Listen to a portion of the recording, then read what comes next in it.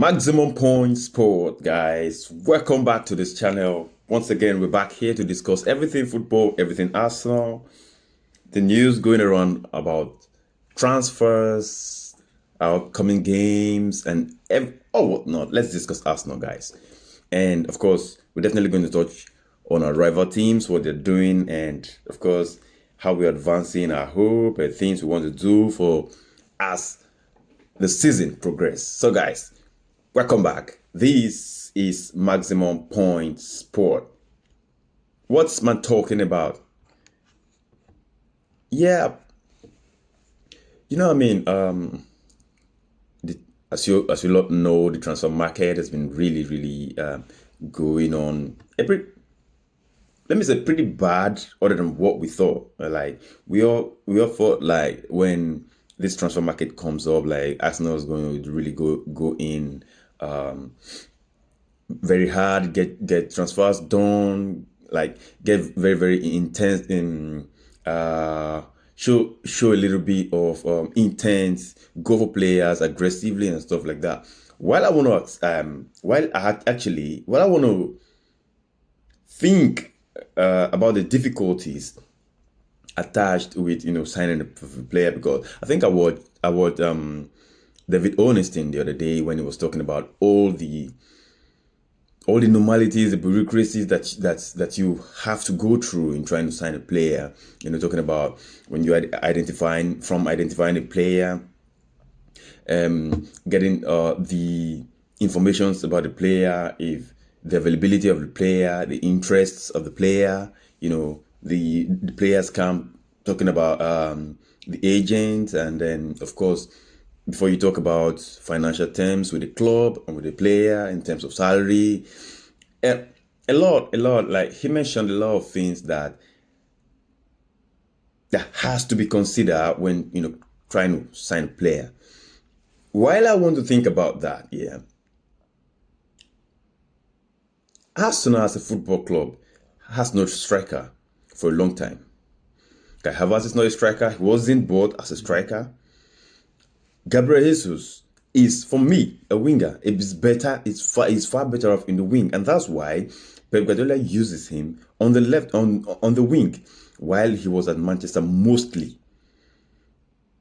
until the arrival of Erling Haaland. There came Grealish, and of course the wing was occupied and stuff. He wasn't really getting his time to play, and that's why he left. Like, for me, Gabriel Jesus is not a striker, and Ketia, whom is actually the only other striker at Arsenal, and Flo Balogun in it. Like, both of them, those young kids who came out through the ranks at Arsenal, left. They moved on. Actually, of course, a move which I personally like, because they ought to go to places where they can make impact and stuff like that. So for a long time, Arsenal have been without a striker. I remember when strikers like Isak was, before Isak came to the Premier League, Arsenal was on the verge of signing Isak in it. So that's to tell you how long Arsenal has needed a striker. So if you want to bring this up, or if you want to bring up all of these things to the table, I would really want to say, I really want to understand and say, yeah, that's true. It's right. But Arsenal have got a load of time to address their striker problem for a long time, and up to now, Arsenal are still battling with a number 9. We don't have a number 9. We don't have a striker, the man who's going to put the ball in the net.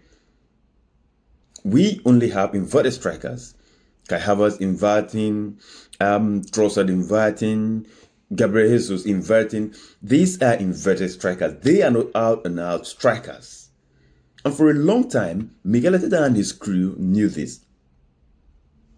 I'm not the guy who's actually slagging Mikel Arteta for buying or for bringing in Merino and Calafiori, because I feel like these guys they definitely have something to give to the club. You know what I mean? But you needed to have gone out to do something about your number 9 position. You needed to go out and do something about it. Aubameyang left, Lacazette left. There has been no replacement. And you were expected to bring in someone superior to an Aubameyang and Lacazette. It's someone whom, when he walks through the door, all the football teams or the rest of the league will be terrified. But you never do that. You never did that. You were so reluctant in making a move for proven strikers. Why can Arsenal today go all out against go all out for bringing in Isak, Gyökeres, or Osimhen? Why? And the transfer market is just 10 days left. And here we are. Here we are again. So-called title challengers. Are we title challengers or guard of honor givers? I don't really get this no more. We are definitely going to give Liverpool a guard of honor to this title if we don't do something now. My last video, I talked about how we really needed to win our next 2 games in Tottenham and Villa. And Villa was very poor. Like, I didn't expect Arsenal going 2-0 up and losing the game. I call it losing because it feels like that. It feels like losing the game. It's really, really poor. But I'm not going to slag the team because I can't remember actually when last we went up 2-0 and someone came back into the game, because we've been really, really solid defensively. You know what I mean? I think it was 2 seasons ago when the Liverpool and Southampton thing happened. You know what I mean? So I won't be slagging the team, but you've got to go there and make the correction. One thing I would definitely slag Mikel Arteta for is you stop scoring goals when you just go 1-0 or 2-0 up. If you go 2-0 up at first half, be rest assured, Mikel Arteta locks everywhere, locks up everywhere. You can release the handbrake and let the guys express themselves. Let them express themselves, football-wise. You know what I mean? It's poor. I don't think Arsenal are such a fearful team. We have very, very terrific players whom other teams are scared of, or coming to challenge and stuff like that. So why can't we, go out against them the way Liverpool does, the way, Prime City does? They come after you time after time. They request for more goals and stuff, and they get them. You know what I mean? And give it to them. They win. You know what I mean? Other than Liverpool, who bottles it. But then don't give it away. Like, we need to score more goals. Arsenal as a team needs to go all out and score more goals. Goals bring about winning games, and of course, when you win games, you win trophies. You know what I mean? And we'll come to that very soon. About trophies, yeah, we'll come to that very soon. Now let's talk about the transfer market and what's the update on the transfer market. What are Arsenal doing? I'm hearing Mateus Cunha, Benjamin Sesko. Guys, let me tell you something, yeah. Let me tell you something. I'm not in for this. I'm absolutely not in for this. Look, as an Arsenal fan, growing up as an Arsenal fan when I was, come on, look at, the early 2000s, the invincible seasons, 2005 down to 2006, 2007, 2008. You see players at Arsenal. Look at the invincible team, for instance. Just look at the invincible team here. So Campbell, Dennis Bergkamp, Patrice Vieira, Robert Pires, Lundberg, Ashley Cole, Kolo Toure, Lehmann. Look at them, man. I don't want to even mention Thierry Henry. Look at them, man. We were a fully stocked team from goalkeeper to striker. Why are we now fully stocked on the back line? Goalkeeper, fine. Defense, fine. DM, fine. We only have one attacking midfielder. And an average, somewhat like, of course, an average, not really average, just a little bit above, not enough a team to win you the title, the Premier League and the Champions League.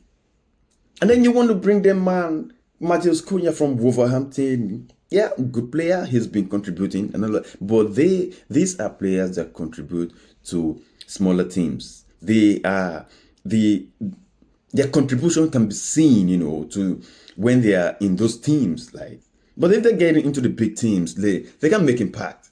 They cannot. I can assure you 100%. Matheus Cunha has nothing to give Arsenal other than where we are. He cannot lift us from where we are right now. Matheus Cunha, no, not for me. I'm not having that.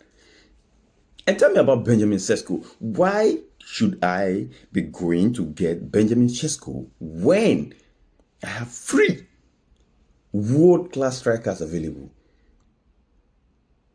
Isak, Osimhen, and Gyökeres. Why? I don't get this. Yeah, I don't get this. I know people want to talk about the availability, January transfer and stuff like that. I better not sign a striker and get one of these 3 in the summer and see them play for my team next season than getting Benjamin Sesko now or Matheus Cunha. If I'm guaranteed that in the summer I'd have Nico Williams and let's say Isak, Nico Williams and Isak at Arsenal, of course with Zubimendi in the pocket, I don't mind finishing 5th because I'm losing my faith in winning the league already. I don't mind finishing 5th as far as we finish in the Champions League spot. Because of course, when you finish 5th this season, you definitely qualify for the Champions League in it. So I don't mind finishing 5th, just to get these players in my team: Nico Williams, Isak, or Gyökeres, or Osimhen, and then of course Zubimendi in the pocket. Come on, Arsenal. Don't do this. I want to see a player walk in when he walks in through the gate. Yeah, fear grips opposition teams, especially Liverpool. Tell me if 2 of these players walk into the gate now, the whole of Liverpool and Anfield is like Anfields are moving. Like you see the roofs at Anfield. Yeah, will start shaking, roofs leaking, Mohamed Salah dying. Get me those, man. I don't want this Matheus Cunha, Sesko. They're not for me. Not for me. What I want to win is the Premier League and the Champions League. Sesko cannot lead the line. I can't be in the Champions League semi-final, Champions League final, and then the Champions League anthem sounding. Nations gather, teams gather, fans gather. This is the Champions League final, and Arsenal marching, to the center spot to kick the ball, playing. And who do I got? Benjamin Sesko at my number 9 position against Real Madrid, Barcelona, Bayern Munich, or Manchester City, wherever they come back, or whenever they come back.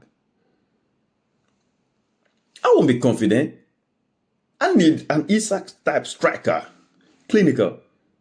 For me, amongst these 3, I prefer number 1 Isak or Gyökeres, then lastly Osimhen. But any of them works for me. Apart from these 3, I don't want to see Arsenal go to buy anybody. Apart from these 3, Osimhen may miss more chances, but he may get more chances, and so he misses chances, but he scores brilliant goals.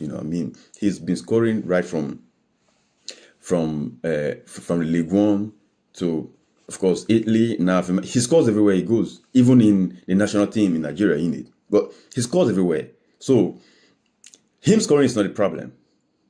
I take him all day. Gyökeres, that guy, the record is there. And he's terrific.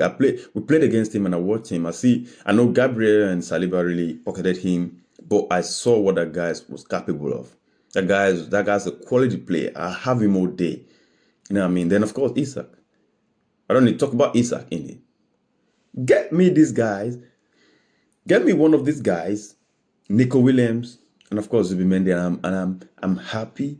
I don't want you to do any other signing for this year again. This pre. You know what I mean? And of course, talking about our upcoming games, of course, we have Wolverhampton this weekend. Wolves, of course, coming to Arsenal, and yeah, of course, I don't expect another thing, but a good win, 3-0 for me. Yeah, it's going to be a controversial one when they come and their players pushing to come to Arsenal. Yeah, I know you may like Arsenal, you want to come, but please respect, thank you, but just be loyal to your team for me. Or you can go to Manchester United or stuff. I don't really care. I don't really care, you know what I mean? So, of course, we got Wolves and the Champions League next week against Girona. Go out there at Girona, just make your statement in the Champions League. Yeah, just go out there, make your statement, win your game, seal it up. And of course, at the weekend we got Manchester City. Yeah, those are the games. Those are the games for me. I see Manchester City. Yeah, let me talk about Manchester City. Manchester City is gone out to buy a striker when they have Erling Haaland. And Arsenal are still here. You're trying to tell me like the procedures or the protocols or whatever. You can't tell me that. I can't take that. I can't take that. You know what I mean? Manchester City has announced the second signing of this transfer window. And what are we doing? What are we doing? Arsenal Football Club. What are we doing? Don't tell me that I'm not going to be the one to buy that. You ought to have worked on this for a long time. You know what I mean? But then, well, they buy players. I'm not scared of Manchester City. I'm not scared of them. And for me, I'm a competitor. If you want to win something, you got to beat the best. Put them under your shoulder. Like make them humble. You know what I mean? You need to go out into these games, win those games. Manchester City, not even a draw for me. If we get a draw against Manchester City, I'll be losing it. A win or nothing else. You know what I mean? So, of course, that time is going to be a very good time because we know about the Haaland, Gabriel issue and stuff. It's going to be wonderful. Yeah, it's going to be a cracker. You know what I mean? And you might are going to know the kind of person, the beast in Gabriel Maga is when it comes that day. I just can't wait for that day. It's next weekend, and just keep up tight. And I'm going to give you guys the best of contents, following or in the build up to that match and afterwards. You know what I mean? So guys, it's been a good journey. I know many teams are actually not making a lot of transfers. We got rumors around Manchester United. I don't know what the latest guys wanting to move out or trying to move out. Them trying to bring in left back and stuff, and it's things are going up about. And I saw a rumor Chelsea actually interested in Garnacho. I said this on this channel some time ago, and I said Garnacho is actually, for me, it's a good player. For me, it's a good player. Manchester United just needs to develop that guy, and I think there's too much pressure on him. Like, the guy is too young, and he's getting so much pressure. It's just like him and Martinelli, you could really easily liken them. Of course, Martinelli is way ahead of him, but they just need a coach, to build their game, and they can become a serious problem in the league. You know what I mean? So if Chelsea goes and get that guy, and the coach who identifies his problem solves it, it's gonna be mad. It's gonna be mad, and United are definitely gonna regret it. You know what I mean? So, like you all know, it's about that time. Why you not liking my content? Why you not making your comments? Share your comments. I won't hear you talk. I want to hear you guys talk. Let me know what you think about everything I analyze on this channel. And of course, I'll see you lot soon.